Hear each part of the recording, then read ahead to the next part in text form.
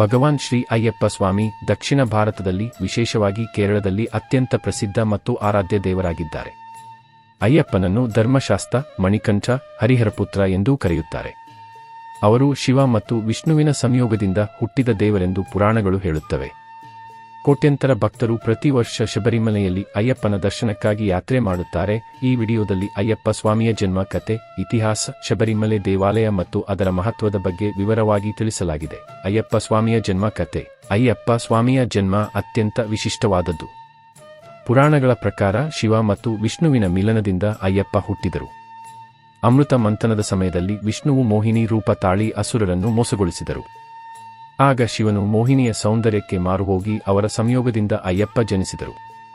ಇದರಿಂದ ಅಯ್ಯಪ್ಪನನ್ನು ಹರಿಹರಪುತ್ರ, ಹರಿಹರ, ವಿಷ್ಣು ಶಿವನ ಮಗ ಎಂದು ಕರೆಯುತ್ತಾರೆ. ಅಯ್ಯಪ್ಪನ ಜನ್ಮದ ಮುಖ್ಯ ಉದ್ದೇಶ ಮಹಿಷಿ ಎಂಬ ರಾಕ್ಷಸಿಯ ಸಂಹಾರ. ಮಹಿಷಾಸುರನ ಸಹೋದರಿ ಮಹಿಷಿ ಬ್ರಹ್ಮನಿಂದ ವರ ಪಡೆದು ದೇವತೆಗಳನ್ನು ಕಾಡುತ್ತಿದ್ದಳು. ಅವಳ ವರದಾನದ ಪ್ರಕಾರ ಶಿವ ವಿಷ್ಣುವಿನ ಮಗನೇ ಅವಳನ್ನು ಕೊಲ್ಲಬಲ್ಲನು. ಆದ್ದರಿಂದ ಅಯ್ಯಪ್ಪ ಅವತಾರ ತಾಳಿದನು. ಜನಿಸಿದ ನಂತರ ಅಯ್ಯಪ್ಪನನ್ನು ಪಂಪಾ ನದಿ ತೀರದಲ್ಲಿ ಬಿಟ್ಟರು. ಅಲ್ಲಿ ಕೊರಳಿಗೆ ಮಣಿ ಗಂಟೆ ಕಟ್ಟಿದ್ದರಿಂದ ಅವನನ್ನು ಮಣಿಕಂಠ ಎಂದು ಕರೆಯಲಾಯಿತು.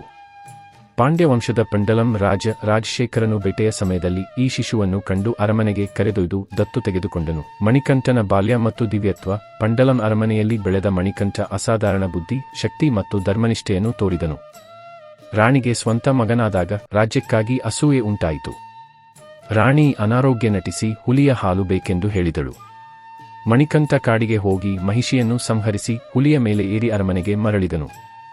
ಆಗ ಎಲ್ಲರಿಗೂ ಅವನ ದಿವ್ಯತ್ವ ತಿಳಿಯಿತು. ಅಯ್ಯಪ್ಪ ರಾಜ್ಯ ಬೇಡವೆಂದು ಹೇಳಿ ಬಾಣವೊಂದನ್ನು ಬಿಟ್ಟನು. ಅದು ಬಿದ್ದ ಸ್ಥಳದಲ್ಲಿ ದೇವಾಲಯ ನಿರ್ಮಿಸಬೇಕೆಂದು ಆದೇಶಿಸಿದನು. ಅದೇ ಶಬರಿಮಲೆ ದೇವಾಲಯ. ಕೇರಳದ ಪಶ್ಚಿಮ ಘಟ್ಟದಲ್ಲಿ ಪಂಪಾ ನದಿ ತೀರದಲ್ಲಿರುವ ಶಬರಿಮಲೆ ದೇವಾಲಯ ವಿಶ್ವದ ಅತಿದೊಡ್ಡ ಯಾತ್ರಾ ಕೇಂದ್ರಗಳಲ್ಲಿ ಒಂದು.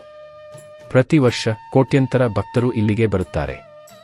ದೇವಾಲಯದಲ್ಲಿ ಅಯ್ಯಪ್ಪನನ್ನು ಯೋಗಾಸನದಲ್ಲಿ ಕುಳಿತಿರುವ ರೂಪದಲ್ಲಿ ಪೂಜಿಸಲಾಗುತ್ತದೆ. ದೇವಾಲಯಕ್ಕೆ ಹೋಗಲು 18 ಮೆಟ್ಟಿಲುಗಳನ್ನು ಹತ್ತಬೇಕು. ಇದು 5 ಇಂದ್ರಿಯಗಳು, 8 ರಜೋಗುಣಗಳು, 3 ಗುಣಗಳು, ವಿದ್ಯೆ ಮತ್ತು ಅವಿದ್ಯೆ ಎಂಬ 18 ಗುಣಗಳನ್ನು ದಾಟುವ ಸಂಕೇತ. ಅಯ್ಯಪ್ಪ ಭಕ್ತಿಯ ವಿಶೇಷತೆ ಮತ್ತು ವ್ರತ. ಅಯ್ಯಪ್ಪ ಭಕ್ತಿ ಸಮಾನತೆಯ ಸಂಕೇತ. ಜಾತಿ, ಧರ್ಮ, ವರ್ಗ ಭೇದವಿಲ್ಲದೆ ಎಲ್ಲರೂ ಯಾತ್ರೆ ಮಾಡುತ್ತಾರೆ. ಭಕ್ತರು 41 ದಿನಗಳ ಮಂಡಲ ವ್ರತ ಆಚರಿಸುತ್ತಾರೆ. ಕಪ್ಪು ಅಥವಾ ನೀಲಿ ಬಟ್ಟೆ ಧರಿಸುವುದು, ಮಾಲೆ ಧರಿಸುವುದು, ಸಾತ್ವಿಕ ಆಹಾರ, ಬ್ರಹ್ಮಚರ್ಯ, ಇರುಮುಡಿ ಕಟ್ಟು, ತಲೆಯ ಮೇಲೆ ಪೂಜಾ ಸಾಮಗ್ರಿ ಹೊತ್ತುಕೊಂಡು ಯಾತ್ರೆಯ ಸಮಯದಲ್ಲಿ ಸ್ವಾಮಿಯೇ ಶರಣಂ ಅಯ್ಯಪ್ಪ ಎಂದು ಘೋಷಿಸುತ್ತಾರೆ. ಅಯ್ಯಪ್ಪ ಸ್ವಾಮಿಯ ಮಹತ್ವ. ಶೈವ ವೈಷ್ಣವ ಐಕ್ಯತೆ. ಶಿವ ಮತ್ತು ವಿಷ್ಣುವಿನ ಮಗನಾಗಿ 2 ಸಂಪ್ರದಾಯಗಳ ಸೇತುವೆ. ಧರ್ಮ ರಕ್ಷಣೆ. ಅಧರ್ಮವನ್ನು ನಾಶ ಮಾಡಿ ಧರ್ಮವನ್ನು ಸ್ಥಾಪಿಸುವ ಸಂಕೇತ. ಸಮಾನತೆ ಮತ್ತು ಏಕತೆ. ಭಕ್ತರಲ್ಲಿ ಜಾತಿ ಧರ್ಮ ಭೇದವಿಲ್ಲ. ವಾವರ್ ಸ್ವಾಮಿ ದೇವಾಲಯದಲ್ಲಿ ಪೂಜೆ ಪಡೆಯುತ್ತಾನೆ. ಆಧ್ಯಾತ್ಮಿಕ ಶಿಸ್ತು. 41 ದಿನಗಳ ವ್ರತದ ಮೂಲಕ ಸ್ವಯಂ ಶಿಸ್ತು, ಭಕ್ತಿ ಕಲಿಸುತ್ತಾನೆ. ಅಯ್ಯಪ್ಪ ಸ್ವಾಮಿ ಕಲಿಯುಗದಲ್ಲಿ ಭಕ್ತರನ್ನು ರಕ್ಷಿಸುವ ದೇವರಾಗಿದ್ದು ಅವರ ಭಕ್ತಿ ಜೀವನದಲ್ಲಿ ಶಾಂತಿ, ಧರ್ಮ ಮತ್ತು ಏಕತೆಯನ್ನು ತರುತ್ತದೆ. ಸ್ವಾಮಿಯೇ ಶರಣಂ ಅಯ್ಯಪ್ಪ. ಈ ವಿಡಿಯೋದಲ್ಲಿ ಎಲ್ಲಾ ಮಾಹಿತಿಯು ಜ್ಞಾನದ ಉದ್ದೇಶವಾಗಿದೆ. ಈ ವಿಡಿಯೋ ಇಷ್ಟವಾದಲ್ಲಿ ಲೈಕ್ ಮಾಡಿ, ಶೇರ್ ಮಾಡಿ ಮತ್ತು ಈ ಚಾನೆಲ್ ಅನ್ನು ಸಬ್ಸ್ಕ್ರೈಬ್ ಮಾಡಿ. ಧನ್ಯವಾದ.